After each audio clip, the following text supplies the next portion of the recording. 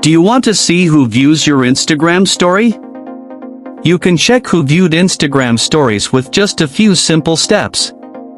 Before we begin, please like this video and subscribe to our channel for more tutorials and tips. I've also included some helpful tools and apps in the description, so be sure to check them out. To check who views your Instagram story.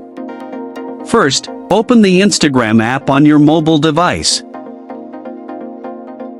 Once you're on Instagram, tap on your story at the top left of the home screen if the story is still active.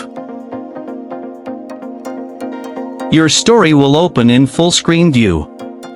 Now, swipe up on the screen while your story is playing.